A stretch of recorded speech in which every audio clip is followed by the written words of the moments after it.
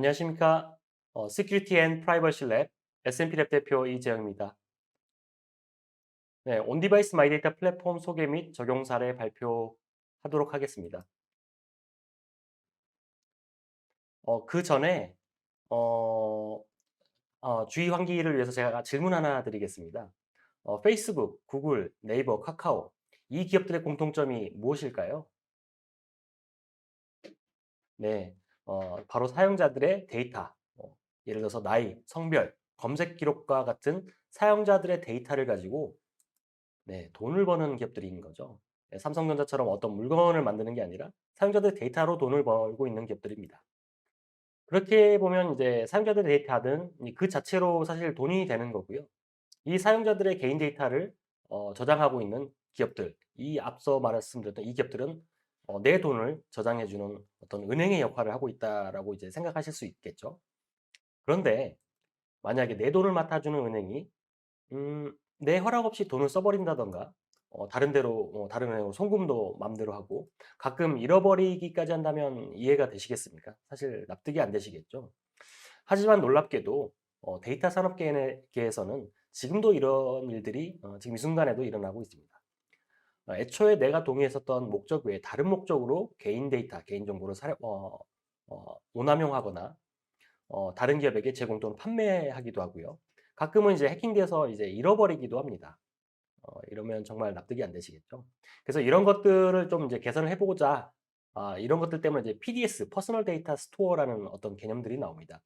이게 제가 이제 퍼스널 데이터 스토어를 먼저 설명드리는 이유는 온디바이스 마이 데이터 플랫폼의 어떤 원형이라기보다는 어떻게 보면 이제 서버 모델들을 이제 규정하는 그런 것들이 이제 퍼스널 데이터 스토어라고 불리는 그런 개념들이 있는데 이 퍼스널 데이터 스토어의 개념들도 먼저 설명드리고 나서 왜 이 온디바이스 모델들이 어떤 의미들을 가질 수 있는지 설명드리기 위해서 퍼스널 데이터 스토어를 먼저 소개를 드리겠습니다. 지금 이제 장표에서 보시는 거는 이제 위키피디아에 있는 정의를 좀 차용을 했는데요. 사실 퍼스널 데이터 스토어는 스토어 또는 스토리지, 서비스, 스페이스까지도 이렇게 불리긴 하는데 이 정의 자체가 사실은 조금 이제 유동성이 좀 있습니다. 지금도 이제 정의 자체에 대해서 조금 다른 형태로 이제 정의를 하려고 하는 그런 시도들도 있고요. 하지만 이제 좀 가치 중립적으로 나름 이제 잘 정의된 게 있어서 위키피디아를 제가 차용을 해왔습니다. 그래서 결국은 이제 개인이 안전하고 구조화된 방법으로 개인 데이터를 저장, 관리 및 활용하게 하는 이제 저장소, 뭐 서비스 또는 공간 이런 것들을 이제 PDS라고 정의를 하는데요. 특히 이제 중요한 부분으로 이제 조금 이제 눈여겨 보셔야 될 부분들을 제가 이제 밑줄을 좀 그어 놓았습니다. 그래서 이제 사용자에게 센트럴 포인트 어떤 접점, 중앙 접점을 준다. 뭐에 대한 접점이냐면 자신의 개인 정보에 대한 접점을 준다. 이런 의미에서 이제 퍼스널 데이터 스토어가 이제 의미가 있고 그리고 이거를 이제 저장하는 공간이 뭐 코로케이티드 레포지터리든 뭐 멀티플 익스터널 디스트리뷰티드 레포지터리든 아니면 이제 이것의 이제 조합이든 상관이 없다. 쉽게 얘기해서 이제 저장의 위치는 상관이 없다라는 이런 정의도 이제 포함되어 있습니다. 그렇기 때문에 이제 이게 더 발전해서 나중에 이제 온 디바이스, 사용자의 디바이스에서 마이 데이터를 구현하는 것까지 이어지는 것을 제가 이제 설명을 드리려고 PDS의 정의를 좀 차용을 해왔습니다. 사실 이 PDS가 이제 갑자기 생겨난 개념은 아니고요. 2010년대 초반에도 사실 PDS라는 그런 워딩은 있었습니다. 그때 당시에도 이미 여러 가지 시도들이 있었고요. 현재 대부분이 약간 이제 인액티브된 그런 프로젝트들이 많습니다. 몇 가지를 제가 좀 나열을 했는데요. 데이터 FM이나 뭐 라커 프로젝트, 오픈 PDS with safe answers나 뭐 히긴스 아이디 홀 이런 프로젝트들이 있었는데 이런 프로젝트들 오픈 소스 프로젝트가 대부분인데 이런 프로젝트들이 갑자기 이제 좀 진행이 좀 주춤해지게 된 계기가 있습니다. 그중에 하나가 이제 소위 말하는 무엇으로 로그인하기 여러분 뭐 잘 아시는 뭐 페이스북으로 로그인하기 뭐 구글로 로그인하기 이런 이제 아이디 페더레이션 서비스로 인해서 이런 오픈 소스 프로젝트들이 좀 주춤하게 되었습니다. 어 그때 당시에는 이제 서버 기반으로 이제 기존에 여기저기 흩어져 있는 나의 데이터를 "자, 우리 회사로 다 옮겨 주세요. 그러면 이제 관리할 수 있는 인터페이스를 드리겠습니다." 이런 접근이 좀 많았었거든요. 그렇게 접근했기 때문에 조금 많이 이제 실패한 경우도 실패한 것도 있고 쉽게 생각해 보면 또 다른 구글, 또 다른 페이스북이 되겠다. 굳이 그럴 이유가 없죠. 이미 있는데. 그럴 바에야 차라리 이제 구글에서 구글을 믿고 그냥 맡기는 게 더 편할 수도 있는 거죠. 그래서 이제 그런 프로젝트들이 이제 대부분 이제 인액티브된 이제 그런 역사들이 좀 있습니다. 그중에 이제 약간 저희가 이제 눈여겨봐야 될 그런 접근 방식이 있어서 제가 이제 오른쪽에 아직 이제 사이트도 살아남아 있더라고요. 오픈PDS with Safe Answers라는 이제 프로젝트의 어떤 개념도를 이제 그림을 이제 첨부를 했는데요. 결국은 여기서 이제 지향하고 있는 바가 only answers, no raw data. 결국 이제 답변만 주겠다. 실제 raw data를 주지 않겠다. 이걸로 이제 어떤 데이터 활용을 안전하게 하겠다. 뭐 실제로 이런 거죠. 예를 들어서 뭐 요즘 이제 DID, 뭐 Decentralized ID 설명할 때 많이 이제 들어지는 예시긴 한데, 예를 들어서 이제 술집을 갔을 때 신분증을 제시하는 대신에 신분증을 제시하지 않고도 내가 뭐 만 19세 이상이다 라는 것을 증명할 수 있으면 사실 소기의 목적을 이미 달성하는 거거든요. 하지만 이제 지금도 여전히 신분증을 제시하면 이 신분증에 너무나 많은 정보들이 있죠. 뭐 생년월일, 그다음에 주소 이런 것들까지 너무나 많은 정보들이 있기 때문에 이거는 너무 과하다. 그런 거 필요 없이 실제 로데이터를 내가 제시하지 않고 내가 답변만 하겠다. 내가 성인이다 아니다. 또는 뭐 14세 이상이니까 또 15세 이상이니까 이 게임을 할 수 있다 없다. 이런 이제 답변만 정확하게 하면 되는 거거든요. 이걸로도 이미 소기의 목적을 달성할 수 있다라는 거를 이제 접근했었던 방식이 이제 오픈 PDS with Safe Answers였기 때문에 이게 이제 사실 시사하는 바가 좀 있습니다. 그래서 제가 잠깐 소개를 드렸고요. 지금 현재는 이제 마이데이터 오늘 설명드릴 앞에서 앞과 앞 강의에서도 이제 설명을 좀 들으셨을 텐데 마이데이터 서비스의 일환으로 이렇게 PDS가 설명되어지는 경우가 많습니다. 그중에 이제 상용화된 서비스들을 조금 이제 상용 내지는 이제 상용에 가까운 서비스들을 좀 소개를 하자면 디지미고요. 디지미라는 곳이 있는데 여기가 나름 이제 SDK 배포 모델로 굉장히 이제 개념을 잘 접근하고 있는 그런 회사 중에 하나여서 소개를 올렸습니다. 제가 밑줄 쳐놓은 것처럼 without processing them, 실제로 이제 데이터를 처리하지 않고 소셜 그리고 파이낸셜, 웨어러블 디바이스 데이터 그리고 의료 데이터까지 이제 직접 자기들이 저장을 할 수 있게 하는 어떤 SDK를 제공을 한다. 뭐 이런 형태로 이제 에코시스템을 만들어 가려고 하는 곳이 이제 디짐이고요. 그리고 이제 솔리드 프로젝트라는 오픈소스 프로젝트가 있습니다. 이제 나름 아시는 분도 있으실 텐데 팀 버너스리라고 월드와이드 웹의 아버지라고 불리는 교수님이 계시죠. 이분이 이제 이니시에이트해서 MIT랑 같이 이제 진행하고 있는 이제 솔리드 프로젝트가 있는데 거기 프로젝트를 따라서 이제 설립된 회사가 또 인럽트라는 회사여서 이제 이 회사는 월드와이드 웹의 어떤 링크드 데이터 프린시플을 기반으로 해가지고 어떤 탈중앙화된 웹 애플리케이션 개념으로 마이데이터 내지는 이제 PDS를 이제 구현하는 그런 접근 방식이어서 또 참고가 될 것 같아서 제가 이제 소개를 했습니다. 이제 그 외에 제가 이제 오늘 뒷부분에 설명드릴 이제 마이데이터 플랫폼 적용 사례를 제외하고 서버 기반 모델이라고 불릴 수 있는 모델 중에 마이덱스라는 이제 공공 분야, 사실 이제 마이덱스 자체는 이제 공공 분야는 아니긴 한데 공공도 하고 그다음에 민간 데이터도 전부 다 이제 핸들링을 합니다. 마이덱스 같은 경우는. 그런데 이제 마이덱스를 이제 어떤 예시로 넣은 이유가 마이데이터 산업 내지는 마이데이터 서비스가 성공을 하기 위해서는 결국은 이제 이종산업 데이터가 결합이 되어야 되는 게 굉장히 핵심적인 요소입니다.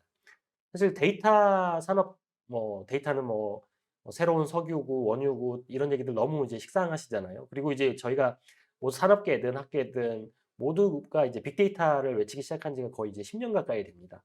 그런데 이제 빅데이터 가지고 정말 이제 어떤 뭐랄까요? 돈을 많이 벌었다 내지는 어떤 훌륭한 부가가치를 얻어냈다라는 케이스가 그렇게 아주 많지는 않습니다. 그것 뭐 여러 가지 이유들이 있고 다들 케이스 바이 케이스로 다 다르겠지만 그 중에 하나 가장 큰 이유는 결국 이종 산업의 이제 데이터 결합인데요. 이 마이덱스 같은 경우는 이제 이종 산업 데이터 결합을 했을 때 가장 이제 우려가 되는 포인트가 디지털 빅브라더의 출현입니다. 결국 나에 대한 모든 것을 알고 있는 어떤 기업이 있다라고 생각하면 사실 불안하죠. 나에 대한 IT 서비스가 아니라 뭐 금융, 의료, 생활, 나의 위치 이런 것들 다 알고 있는 어떤 기업이 있다라고 하면 참 무서운 기업이 될 겁니다. 그게 만약에 정부라고 해도 사실 굉장히 이제 부담스럽고 걱정스러운 거죠. 그런데 이제 마이덱스는 이제 그런 것들을 약간 불식시키기 위해서 공공성과 민간성을 약간 섞어 놓은 그런 모델입니다. 자, 밑줄 그어 놨듯이 어 그 정부에서 접근한 정부 거버먼트 리드 스타트업이긴 한데 회사긴 한데 마치 이제 공공기관처럼 이윤 의 65%를 무조건 이게 재투자하는 마치 이제 병원 같은 그런 개념이죠. 영리 목적으로 하는 게 아니라 이익의 일부를 무조건 이제 재투자하도록 되어 있고 남은 자산은 전부 다 동결. 그러니까 외부에 이제 매각하거나 이런 것들이 불가능하게 이렇게 공공성을 섞어 놓은 그런 모델입니다. 그래서 이제 정부가 주도를 하긴 하지만 민간 기업이고 민간 기업이긴 하지만 이렇게 이제 이윤을 다시 재투자하고 그다음에 이제 외부로 매각할 수 없게 만들어 놓은 굉장히 독특한 모델이어서 마이덱스도 PDS의 사례로 하나 소개를 드렸습니다. 네. 그래서 이제 이런 것들을 조금 이런 것들의 목적들이 결국은 개인의 어떤 데이터 주권을 좀 더 적극적으로 보장해 보자 해서 이제 좀 더 개념화한 게 개념화한 사상이 이제 마이데이터인데요. 사실 이미 서비스가 많이들 시작되었습니다. 뭐 금융, 의료, 뭐 행정 등 다양한 분야에서 이미 마이데이터 서비스가 시작되었습니다, 이미. 그런데 이제 뭐가 바뀌었는지 잘 모르시죠? 어 실제로 바뀐 게 없습니다. 예. 실제로 바뀐 게 없고 기존의 데이터 보유 기관에서 저장하던 데이터가 마이데이터 사업자의 서버에도 데이터가 저장되었을 뿐 데이터 이용 환경이 달라진 게 없습니다. 그러니까 이제 실제로 개인들이 이제 이게 뭐가 달라졌는지 잘 모르시는 거죠. 뭐 그렇다고 나한테 뭔가 혜택이 있느냐? 사실 그렇지도 않습니다. 특별한 혜택들이 없죠. 마이데이터로 지금까지 이제 서비스 어떤 혜택을 받았다라고 하는 대부분의 것들이 보면 맞춤 PFM 서비스 이제 개인의 자산 관리 서비스나 맞춤형 보험 상품, 대출 상품 추천하는 뭐 이런 형태의 것들이 많죠. 사실 근데 그런 것들은 이제 혜택이라기보다는 일종의 광고에 가까운 그런 형태죠.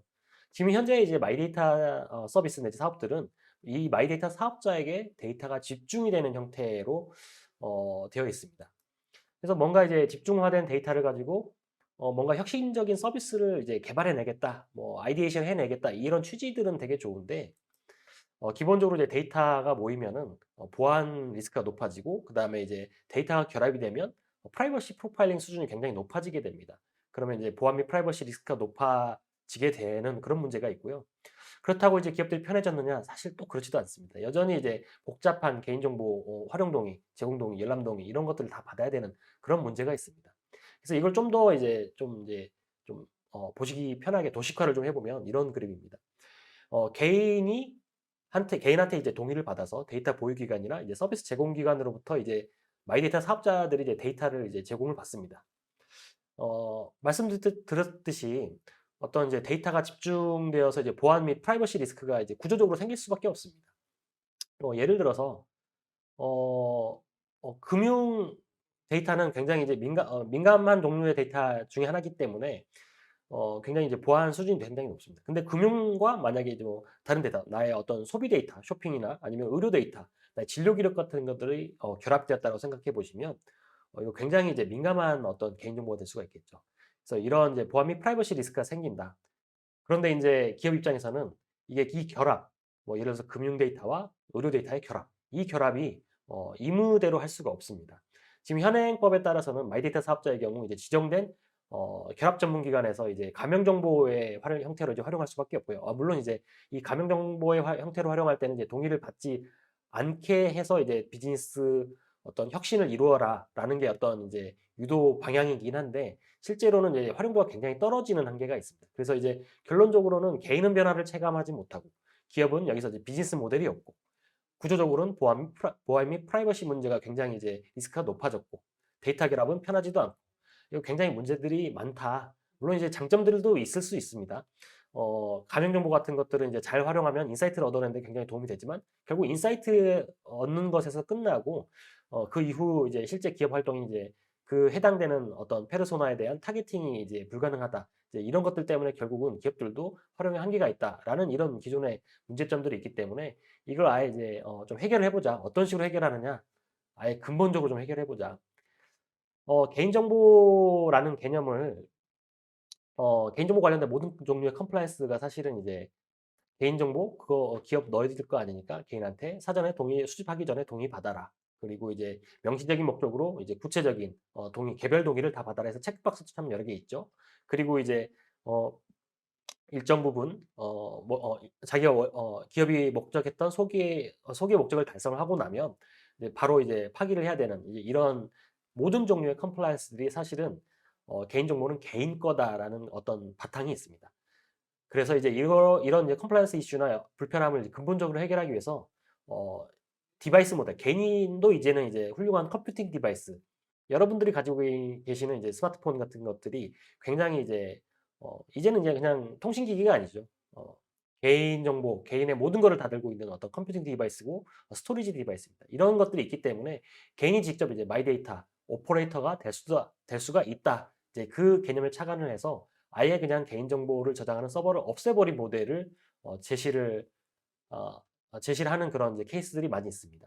제가 뒤에 이제 케이스 스터디 때 좀 더 자세히 설명드리겠지만 이런 식으로 이제 아예 마이 데이터 오퍼레이터가 개인이 되는 모델, 기업의 서버에 개인 데이터를 저장하는 것이 아니라 개인 데이터는 개인의 스마트폰에만 저장하는 이런 모델들을 도입을 해보면 굉장히 여러 가지 것들이 해결이 될 수가 있습니다. 당연히 이제 개인 데이터가 개인의 스마트폰에만 있기 때문에 뭐 수집 동의를 받을 필요가 없죠. 내 정보 내가 갖고 있는데 누구한테 동의를 받습니까? 개인이 갖고 있는 거는 아무런 이슈가 없습니다.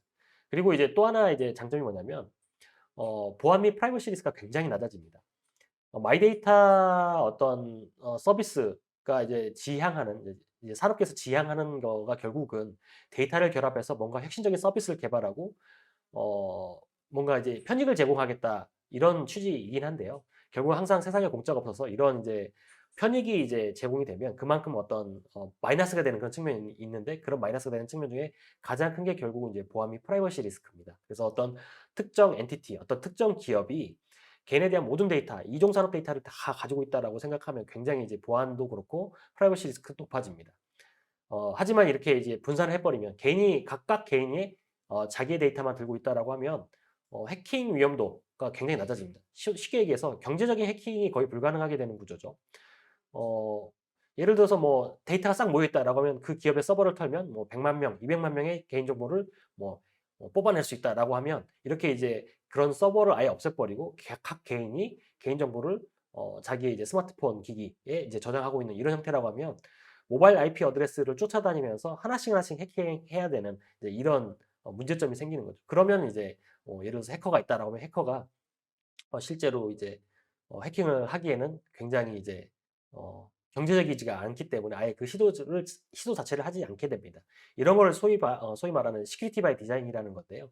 이런 식으로 하면은 이제 데이터 분산으로 인해서 보안 및 프라이버시 리스크가 이제 현저히 낮아진다. 이런 장점들이 있습니다. 그리고 당연히 이제 아까 말씀드렸던 데이터 결합 자체가 의미가 없죠. 결합이라는 게 보통 이제 기업의 서버에서 데이터 결합을 할 때 DB 스키마를 짜서 그다음에 이제 공통키, 프라이머리 키를 하나 설정을 해서 뭐 데이터 이제 들 결합을 해야 되는데 이런 이제 디바이스 모델에서는 실제 이제 내 휴대폰에 저장하는 내 스마트폰에 저장하는 것 그 자체로 이제 사실은 이제 이미 데이터 결합이 끝나는 거죠. 뭐 쉽게 얘기해서 뭐 A 폴더에는 금융 데이터, B 폴더에는 의료 데이터, 뭐 C 폴더에는 나의 뭐 쇼핑, 생활 소비 데이터 이런 거 저장만 되어 있으면 그 자체로 내 디바이스가 하나의 이제 일종의 이제 공통키가 되어서 데이터가 결합이 되는 이런 형태가 되기 때문에 데이터 결합도 굉장히 단순하고 그다음에 동의 자체가 필요 없다라는 이런 장점들이 있습니다. 그래서 이렇게 이용을 해보자. 과연 정말 이게 가능하냐? 조금 더 이제 구체적으로 설명을 드리겠습니다. 뭐 저는 원래 이제 S&P 랩을 창업하기 전에 삼성전자 모바일 연구소에서 소프트웨어 보안과 개인정보 보호를 담당하던 수석 연구원이었습니다. 그때 당시에 제 고민 중에 하나는 이제 개인정보 보호 이슈, 예를 들어서 유출 이슈다라고 하면 참 이게 해결이 안 되는 거예요. 왜냐면 20년 전에도 이제 개인정보 유출이 있었고 지금도 있고 앞으로도 있을 건 거예요. 이게 왜냐면 기술의 문제였다. 이게 개인정보 유출이 기술의 문제였다라고 하면 사실 기술이 발전하면 이제 해결이 돼야 되는 문제인데 기술의 문제가 아니고 데이터 이용 거버넌스의 이제 문제이기 때문에 이건 해결이 안 되는 문제였거든요. 그래서 결국은 팀이 고민했을 때 데이터 거버넌스가 문제다. 그럼 거버넌스의 무엇이 문제냐? 그 결론은 이제 개인 정보를 기업이 들고 있다는 것 자체가 사실은 이제 원천적인 문제였었습니다. 그래서 이제 이거를 이제 원천적으로 해결하려면 결국은 개인 데이터를 기업의 서버가 아닌 개인의 단말에 저장하는 것이 결론이다. 그래서 이제 실제로 이제 개인 데이터를 개인의 스마트폰에만 저장하고 관리하는 이제 이런 시도를 이제 시작을 했습니다. 그래서 이제 그러면 이제 기업들은 어떻게 이용하느냐? 블록체인의 스마트 컨트랙트를 이용해서 개인이 어떤 승인을 한다든가 개인이 설정한 어떤 조건에 맞으면 개인이 허용하는 개인정보, 개인 데이터의 종류, 기간, 횟수, 뭐 심지어는 보상, 목적까지 이제 설정을 해서 이제 거기에 어떤 조건이 맞으면은 바로 이제 개인정보를 이용할 수 있게 그 개인정보 이용은 개인의 단말 내에서 이용할 수 있게 뭐 이런 형태로 이게 플랫폼을 구성을 하였습니다. 근데 사실 이게 전혀 새로운 개념이냐? 사실 그렇지는 않습니다. 스마트폰 써보신 분들은 이제 어느 순간에 이게 앱 설치하고 이제 앱을 처음 사용할 때 어 뭐 카메라 권한 주세요, 스토리지 권한 주세요, 연락처 권한 주세요, 뭐 이런 거 이제 뜨는 거에 이제 익숙해지셨을 텐데 스마트폰 초기에는 그런 거 없었습니다. 어 기억을 되살려 보시면 그런 게 없었었죠. 예. 그런데 이제 요즘 이제 그런 거 뜨기 시작하는데 그런 것들이 이제 사실 단말 내에서 데이터를 이용하는 그런 개념입니다. 예를 들어서 "휴대폰 연락처 접근 권한 주세요."라고 했을 때 그거 승인하셔도 별 이슈 없습니다. 실제로 내 지인들의 연락처, 내 스마트폰에 저장되어 있는 내 지인들의 연락처를 다 가져가는 게 아니고 스마트폰 단말 내에서 연락처에 접근해서 전화를 걸고 문자를 보내는 데 이제 해당 정보를 접근하는 것입니다. 예를 들어서 스토리지 권한이다라고 하면 내 스마트폰에 저장되어 있는 파일들을 다 가져가는 그런 개념이 아니라 내 스마트폰 안에서 스토리지에 접근을 해서 해당 파일을 뭐 열어보고 수정하고 저장하고 이런 이제 접근 권한을 주는 것이죠. 그래서 이런 형태로 개인 데이터도 어떤 로 데이터로 실제로 이제 서버로 전송을 하는 그런 개념이 아니라 단말 내에서 접근 권한, 소위 말해서 이용 권한 형태로 어 허용을 해 보자 이런 컨셉입니다. 그래서 이런 아까 말씀했던 뭐 스토리지 권한이나 뭐 연락처 접근 권한 여기서 더 확장을 해서 예를 들어서 뭐 나의 취미, 뭐 금융 정보 이런 것들도 실제로 로 데이터로 이제 건네지는 게 아니라 실제로 내 단말에만 넣어 놓고 활용을 해 보자. 예를 들어서 뭐 "취미다."라고 하면 예전에 뭐 아마존 "내가 취미가 골프다."라고 하면 어 내 취미는 골프. 골프란 로 데이터가 실제로 아마존의 서버에 이제 저장이 되어 있어야 뭐 예를 들어서 어떤 골프 마케팅을 할 때 "이번에 취미가 골프인 사람들한테 골프채 마케팅을 펼치자."라고 하면 이제 해당되는 사람들한테 이제 타겟 마케팅을 이제 수행을 하겠죠. 이제 이런 메커니즘에서 벗어나서 실제로 이제 아마존 서버에는 골프라는 로 데이터를 안 가지고 있는 거죠. 안 가지고 있고 그냥 개인의 스마트폰 단말에만 골프라는 로 데이터가 있는 형태인 거죠. 그래서 이제 거꾸로 이제 어 어떤 골프 마케팅이 있을 때 아마존 서버에서 푸시가 내려오는 형태가 아니라 아마존 앱이 사용자 단말에 있는 아마존 앱이 우리 휴대폰 주인님은 취미가 골프니까 골프 마케팅을 가져와야지 하고 이제 가지고 오는 이런 형태로 되면 실제로 아마존 서버에는 개인정보가 저장돼 있지 않기 때문에 이 골프라는 데이터에 대해서 수집 동의를 받을 필요가 없습니다. 네, 이런 장점들이 있고요. 물론 더 나아가서 사실 마케팅 동의도 필요 없는 그런 장점이 있습니다. 마케팅 동의라는 것도 사실은 이제 부지불식 간에 나한테 마케팅한다고 치고 들어오기 전에 사전에 동의를 받아라는 게 이제 마케팅 동의인데 예를 들어서 이런 거죠. 내가 어떤 TV를 보고 있는데 골프 광고가 나온다. 그거를 보고 있는 해당 골프 TV 채널을 보고 있는 나의 이런 행위에 대해서 어떤 광고주에게 사전 동의를 받아라라는 그런 이제 어떤 컴플라이언스가 있을 수가 없습니다. 왜냐하면 개인이 가지고 있는 TV라는 기기에 내가 해당 채널을 틀어서 내가 보고 있는 능동적인 행위이기 때문에 이거에 대해서는 당연히 이제 사전 동의를 받을 이유가 없는 거죠. 마찬가지로 스마트폰 이것도 마찬가지로 개인 기기고 개인이 해당 채널 해당 취미 이런 것들을 설정을 해서 개인이 이게 직접적으로 가지고 오는 행위이기 때문에 이런 것들은 이제 별도의 동의가 필요가 없다라는 게 현재로서 이제 어떤 법무 검토의 결과입니다. 그래서 이런 식으로 원 디바이스 마이 데이터 플랫폼을 도입을 하게 되면 여러 가지 형태로 장점들이 있다. 기존의 모든 문제들이 거의 한꺼번에 사라지게 되는 그런 장점들이 있습니다. 그래서 이런 식으로 접근을 해 보는 게 의미가 있다. 어 지금 이제 저희 회사 같은 예를 이제 좀 소개를 드리자면 적용 기술로는 크게 보면 이제 블록체인을 사용하고 있고요. 블록체인도 이제 스마트 컨트랙트를 이제 구현하기 위해서 이제 하이퍼레저 패브릭의 체인 코드를 사용을 하고 있고 그리고 이제 DID도 활용을 하고 있습니다. 어 그리고 이제 LDP라는 거를 사용하고 있고요. LDP를 이제 잠깐 이제 소개를 드리자면 로컬 디퍼런셜 프라이버시라는 기술인데요. 제가 이제 앞에서 설명드렸듯이 이렇게 개인 단말에 모든 이제 데이터를 저장해 놓고 기업의 서버에 있는 데이터 없이 개인정보 없이 뭔가 이제 하려고 할 때 정말 이제 다 모든 것이 다 가능하느냐. 개인정보 기반으로 기업의 어떤 활동 중에는 이런 아까 설명드렸던 어떤 고객에 대한 타겟팅도 있지만 타겟팅이 이제 여기서 이제 설명드렸던 것으로 해결이 되겠지만 어떤 데이터를 수집을 해서 통계를 내서 어떤 인사이트를 얻는 이제 이런 활동들도 있습니다. 이제 이런 것들을 이제 해결할 때 이제 LDP라는 기술을 활용하게 되는데요. 시간이 조금 있으니까 그래도 지금 설명을 드리자면 이 LDP 기술이 이제 국내에서는 이제 최초로 이제 저희가 이제 적용을 한 케이스고 해외에서는 이제 구글하고 이제 애플이 먼저 적용을 했었습니다. 그중에 이제 뭐 애플 사례를 뭐 소개를 드리자면 여러분들 아이폰 쓰실 때 이제 타이핑하시면은 이제 제가 타이핑했었던 메시지에 대해서 이제 그 뒤에 이제 이모티콘 추천이 뜹니다. 근데 이모티콘 추천을 하려면 사실 이 앞에 있는 이제 메시지를 보고 이제 거기에 대해서 그 다음에는 이런 아이콘들을 많이 쓴다라는 것들을 알기 위해서는 사실은 이제 키보드를 해야 되는 물론 이제 키보드를 모니터하지 않습니다만 거의 키보드를 모니터링해야 되는 그런 해야 이제 사실 그런 통계들을 얻을 수가 있겠죠. 하지만 이제 그렇게 되면 굉장히 이제 프라이버시 침해가 심하기 때문에 어 그때 이제 애플이 이용하는 게 이제 로컬 디퍼런셜 프라이버시 기술입니다. 이거를 이제 간단하게 이제 비유를 해서 설명하자면 이런 겁니다. 어떤 민감한 질문을 던졌을 때 이제 그거를 이제 yes, no를 받아서 통계 정보를 낸다라고 하면 굉장히 이제 대답들을 잘 안 하겠죠. 예를 들어서 뭐 약간 뭐 범죄적인 거, 예를 들어서 어, 뭐 마약을 해본 적이 있느냐라고 하면 뭐 거기에 대한 뭐 답이 제대로 오겠습니까? 사실 제대로 안 오겠죠. 하지만 이제 뭐 준다고 하더라도 이제 그게 굉장히 프라이빗한 정보이기 때문에 이게 제대로 이제 취합될 수도 없고 이제 수집 동의를 받기가 굉장히 어려울 겁니다. 그때 이제 활용하는 게 LDP 기술이고 이제 이거를 이제 좀 비유적으로 설명하자면 취합을 하기 전에 대답을 제가 듣기 전에 원판 같은 거를 제가 하나 드립니다. 원판에는 이제 한 20% 정도는 이제 까맣게 칠하고 뭐 80%는 하얗게 칠해서 각각 그 원판을 받은 개인들이 대답을 하기 전에 던져 봅니다. 허사를 딱 던져서 하얀 데에 뭐 걸리면은 있는 그대로 이제 진실되게 대답을 하고 까만 데에 걸리면 반대로 거꾸로 이제 거짓말을 하게 되면 제가 던졌던 어떤 민감한 질문, 뭐 마약을 해봤느냐라는 이런 질문에 대해서 이 예스가 들어왔을 때 이 예스가 진짜 예스인지 가짜 예스인지 저는 알 수 있는 방법이 없습니다. 정말 모르겠죠. 확률적으로 이제 틀릴 수가 있으니까.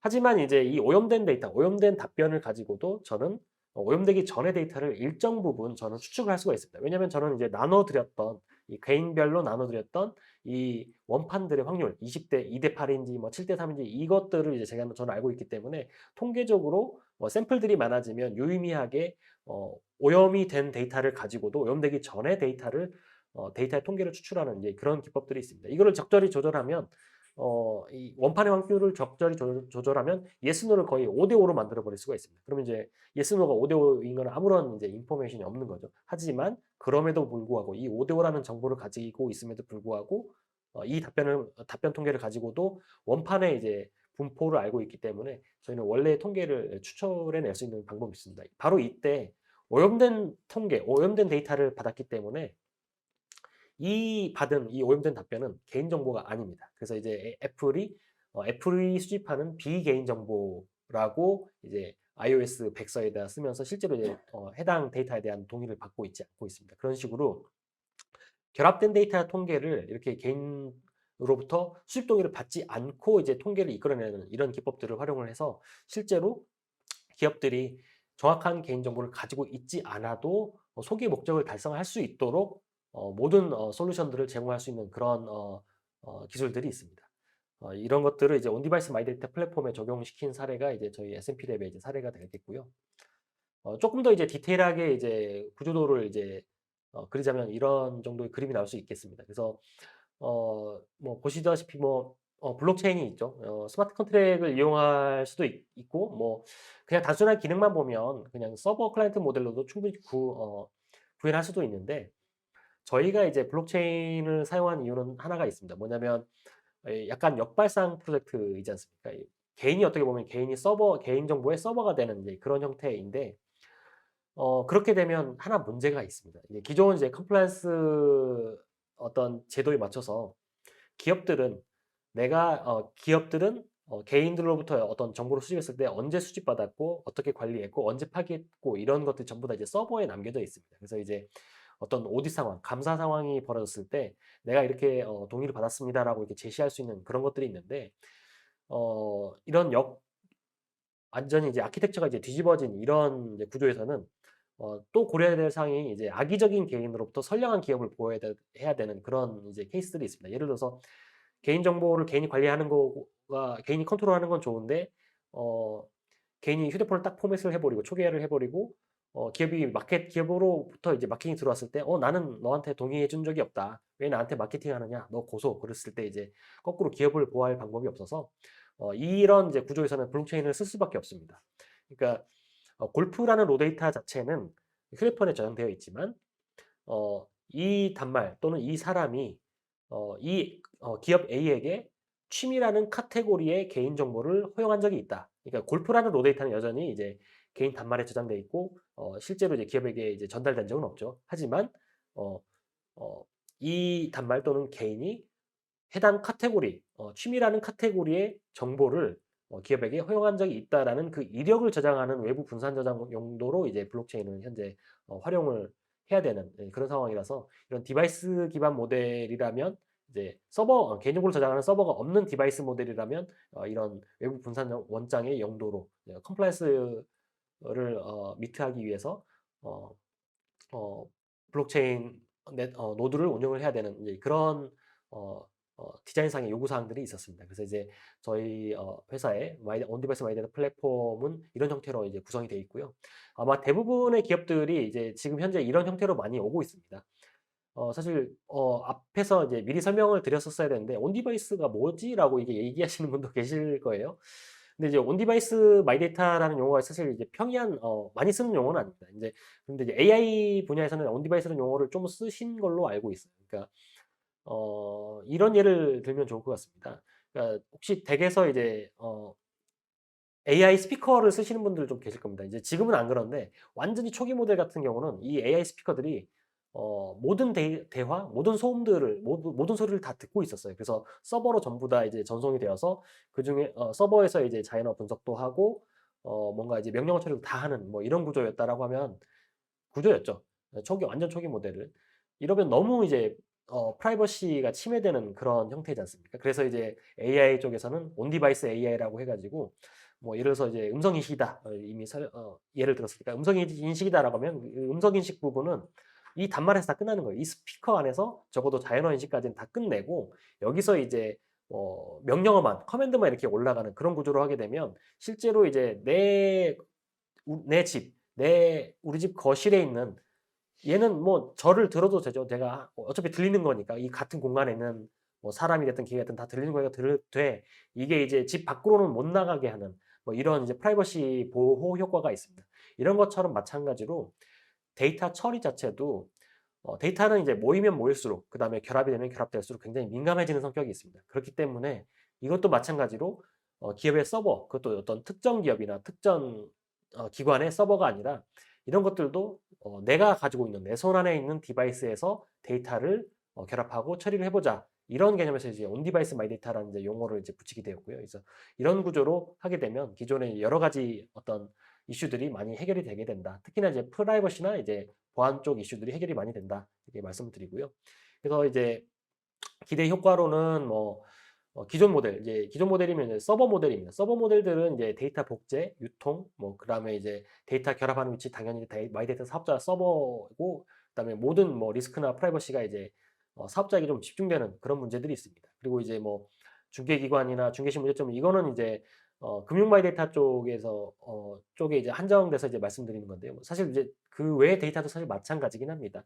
어 일단 국내에서는 이제 금융 마이데이터, 그다음에 행정 마이데이터, 공공 마이데이터, 꾸러미 데이터는 공공 마이데이터, 그다음에 이제 보건 복지부에서 진행하는 이제 마이 헬스웨이도 전부 다 이제 이런 PDS 모델에 준용하는 이제 그런 형태로 진행이 될 수밖에 없습니다. 왜냐하면 이제 일종의 이제 공공성을 약간 가지고 있고 분명히 이제 정부의 어떤 예산이 들어가는 부분들이기 때문에 그럴 수밖에 없는데 민간에서는 사실 이 모델을 그대로 차용하기가 보안 및 프라이버시 리스크 때문에 조금 이제 우려 사항들이 있습니다. 특히나 이제 마이데이터 이런 개념들이 이제 마이데이터 글로벌이라는 이제 협회에서 이제 조금 많이 정리를 해주셨는데요.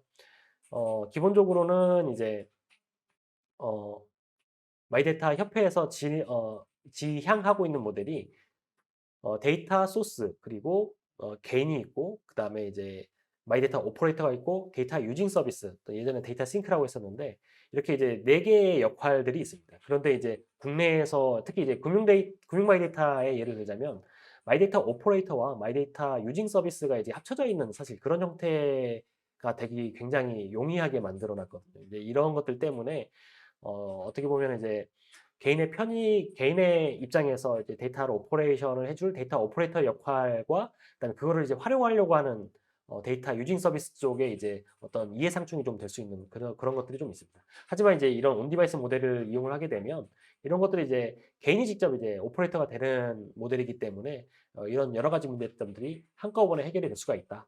뭐, 뭐 보안 및 프라이버시 리스크도 해결이 되고 그다음에 뭐 동의 같은 것도 불필요하기 때문에 굉장히 이제 법적 제한도 없다. 이런 이제 장점들이 있어서 온디바이스 마이데이터 플랫폼을 이번 이제 소프트웨어 공학 테크니컬 세미나에 소개를 드리게 되었습니다. 그래서 이제 이런 플랫폼이란 게 결국 이제 비즈니스를 얘기하지 않을 수가 없고 이제 에코시스템이라는 용어를 쓰지 않을 수 없는데요. 기본적으로 어떤 형태의 에코시스템이든 결국은 이게 순환이 되어야 되는 그런 게 있습니다. 예를 들어서 이제 뭐 영화 산업을 한번 말씀드려보겠습니다. 마블이라는 영화사가 아이언맨이라는 영화를 이제 출시를 하면 그거 영화를 본 사람은 당연히 이제 본 그걸 관람을 하고 이제 거기에 대한 비용을 제공을 하죠. 이렇게 해서 이제 컨텐츠가 이제 영화사에서 이제 관람객으로 흘러가면 거기에 대한 보상은 관람객으로부터 영화사까지 이제 흘러가야 되겠죠. 이게 이제 정말 이제 제대로 계속 이제 서스테이너블한 소위 말하는 에코시스템이 되고 있는 거고 되는데 사실 이제 개인정보, 개인 데이터 관련해서는 이런 에코시스템이 지금 현재 이제 셋업이 안 돼 있는 상태입니다. 왜냐하면 이 컨텐츠를 무조건 이제 데이터 형태로 이제 유통을 하고 있기 때문에 이제 그런 문제들이 생깁니다. 그래서 이제 그럼에도 불구하고 개인 데이터는 개인 거니까 개인정보 개인 거니까 항상 동의받아라. 그다음에 언제든지 철회할 수 있다. 그러니까 이제 기업들도 이제 사실 참 이용하기 힘들죠. 언제든지 처리할 수 있으니까 뭐 동의한 동안에 최대한 이제 마케팅 많이 해야 되는 거고 개인은 언제든지 나한테 이제 훅 치고 들어올 수 있으니까 되도록이면 필수만 체크하고 선택 다 체크 안 하십니다 요즘. 하지만 이제 기업 입장에서는 대부분 선택을 꼭 받아야 되거든요. 선택이 이제 기업 활동에 정말 필요한 뭐 제3자 제공 동의, 마케팅 활용 동의, 뭐 열람 동의, 위임 동의 이런 것들 다 이제 선택들이고 이제 필수는 이제 정말 이제 기존의 서비스를 제공하기에 필수적으로 이제 필요한 데이터만 필수이기 때문에 기업이 이제 추가적으로 이제 돈을 벌기 위한 비즈니스 하기 위한 거는 다 선택이거든요. 근데 이제 개인들이 다 이렇게 선택을 체크를 안 하십니다. 이런 식으로 공정한 어떤 에코시스템이 안 되기 때문에 개인은 개인대로 계속 이렇게 어, 개인의 데이터 이용 또는 제공을 이제 꺼리게 되고 기업은 최대한 어떻게 보면 이제 뽑아내 먹으려고 하는 뭐 이런 상태가 되어 있는 거죠. 그래서 어, 이런 이제 불공정한 어떤 거래 상태 이런 상태를 이제 계속 유지하는 게 아니라 영화 산업처럼 컨텐츠가 흘러가면 거기에 대한 보상이 흘러가는 이런 에코시스템을 구현을 할 수 있는 모델이 결국은 이제 마이데이터 모델 중에서도 이런 이제 꼭 온디바이스 모델일 필요는 없지만 결국 이제 보상이 흘러갈 수 있는 그런 모델이 만들어야 된다. 이제 이런 형태를 말씀드리는 거고요. 그 중에서도 온디바이스 모델이 조금 더 이제 보탬이 되는 이유 중에 하나가 기왕 이제 영화 산업 예를 들었으니까요. 마블이 아이언맨 영화를 만약에 필름이나 파일로 먼저 처음에 유통을 했었다면 그만큼 돈을 벌었을까요? 그럴 리가 없죠. 먼저 이제 극장에 와서 이제 열람하고 관람할 수 있는 관람권을 먼저 팔고 난 다음에 이제 필름이나 파일로 유통을 하죠. 개인정보, 개인 데이터도 마찬가지입니다. 파일로 바로 유통하지 말고 내 단말에 들어와서 기업이 이용하고 활용할 수 있는 이런 이용권, 개인이 직접 개인 데이터에 대한 컨텐츠, 개인 데이터라는 컨텐츠에 대한 이용 권한을 기업에게 제공을 하고 기업은 그거에 대한 보상을 제공하는 이런 형태의 이제 에코시스템이 되어야 실제로 이제 서스테이너블한 에코시스템이 되고 마이데이터 비즈니스가 원활하게 돌아갈 수 있다라는 이제 말씀을 드리고 싶습니다. 마지막으로는 이제 가장 뭐 궁금하실 수 있는데요. 이제 국내 적용 사례, 이제 일반적인 마이데이터 플랫폼은 적용 사례라기보다는 이제 국내에서는 이제 정부에서 이제 리딩하는 이 금융 마이데이터는 금융위에서, 뭐 의료 마이데이터는 보건복지부에서 이런 식으로 이제 행안부 공공 마이데이터는 행안부에서 이런 식으로 이제 정부에서 리딩하는 이제 그런 측면들이 되게 이제 큰데 당연히 이제 그 분야는 그렇게 해야 됩니다. 하지만 이제 민간 부분에서는 이제 마이데이터가 정말 이제 제대로 활성화가 되려면 아까 말씀드렸던 것처럼 이종 데이터가 이제 결합을 해야 되는 이게 거의 관건이 될 건데 이런 것들을 이제 제대로 이제 결합하려면 예 아까 말씀드렸던 것처럼 온 디바이스 모델이 굉장히 적합하다. 그러면 온 디바이스 모델이 적용된 사례들이 있느냐? 그 사례들을 이제 설명을 드리자면 유형별로 좀 정리를 해 봤습니다. 이제 단말 내의 이용이 뭐냐면 실제로 이제 단말 내에서 데이터가 떠나지 않고 예를 들어서 아까 설명드렸던 어 취미다라고 하면 실제 골프라는 로 데이터가 떠나지 않고도 어 타겟팅을 할 수 있는 골프가 취미인 사람을 타겟팅할 수 있는 이런 형태로 이제 그게 광고가 됐든 설문이 됐든 이런 형태로 이제 활용할 수 있는 그런 사례들이 있고 그리고 단말 외 이용 실제로 이제 로 데이터를 그럼에도 불구하고 여전히 로 데이터가 필요한 그런 기업들이 있습니다. 그래서 그런 경우는 이제 실제로 개인이 직접 개인 데이터의 셀프 브로커가 되어서 실제로 로 데이터를 제공하는 그런 모델들이 가능합니다. 뭐 예를 들어서 어 뭐 예를 들어서 어떤 설문 업체다라고 하면 실제로 설문조사는 실제 데이터를 이제 가져가서 통계를 이제 내야 되는 이제 그런 것들이 있거든요. 이제 이런 것들은 이제 어 실제로 로 데이터를 제공하는 모델로 이제 활용을 할 수가 있고요. 지금 현재로는 이제 구축 사례로는 현재 완성된 건 아니고 지금 뭐 여전히는 아니고 올해 말까지 이제 구축될 사례 중에 하나는 이제 서울시에서 이제 이사원 서비스라는 거를 이제 올해 말에 출시를 하게 됩니다. 서울시 지갑 앱이라는 게 있는데 한번 써보셔도 좋을 것 같고요. 기존에 있었던 이제 서울시의 이제 블록체인 어 기반의 서비스 앱들인데 개인의 증명서라든가 신분증 증명서라든가 마일리지, 에코 마일리지, 뭐 이택스 마일리지 이런 것들도 이제 제공하는데 거기에 이제 이사원 서비스라는 걸 제공합니다. 국내에서는 약간 독특하게 이제 민간 데이터와 이제 공공 데이터가 이제 결합된 이제 굉장히 독특한 케이스라서 소개를 드리는 건데요. 여러분들 뭐 이사 다니실 때 뭐 대출 뭐 요즘 하도 부동산이 많이 올라가지고 전월세 뭐 전세 이런 것들도 이제 대출을 받아야 되는 그런 상황들이 있으시다라고 하면 뭐 대출 받고 그리고 대출 받기 전에 뭐 계약부터 해야 되겠군요. 전자계약 맺고 대출 받고 그리고 뭐 전입전출 신고하고 그다음에 확정일자 뭐 이런 것까지 전부 다 원스톱으로 해주는 이 과정에 사실 신분증 여러 번 제시해야 되고 가족과 그리고 이제 주민등록번호도 굉장히 여러 번 제시를 해야 되고 그다음에 소득 증명하기 위해서 뭐 건강보험관리공단에 뭐 예를 들어서 뭐죠? 그 건강보험 득실 확인서 뭐 이런 것들 그리고 이제 여러 가지 소득 증명 데이터들, 증명서들 이런 것들을 전부 다 이제 여러 번 굉장히 여러 번 제시를 하게 되어 있죠. 이런 것들을 내가 한꺼번에 모아서 이제 한 번에 이제 처리를 한다. 이제 그래서 이사행정 편의 서비스라고 이제 서비스를 이제 올해 말에 이제 제공을 하게 되어 있습니다. 이런 것도 있고 그리고 이제 경기도의 이제 알림톡이라고 이제 그런 서비스들도 내년 초에 아마 출시될 것으로 예상을 하고 있습니다. 그래서 이런 형태들이 기존 PDS 서비스랑 좀 다르게 온디바이스 모델로 실제로 기업이 데이터를 가지지 않고도 서비스를 제공하는 그런 이제 적용 사례여서 이번에 소프트웨어공학 테크니컬 세미나에 좀 독특한 사례로 소개를 드렸습니다. 이상으로 이제 마이데이터 플랫폼 비즈니스 소개를 마치도록 하고요. 앞서 이제 강의했었던 내용과 더불어서 질문 받도록 하겠습니다. 네, 들어주셔서 감사합니다.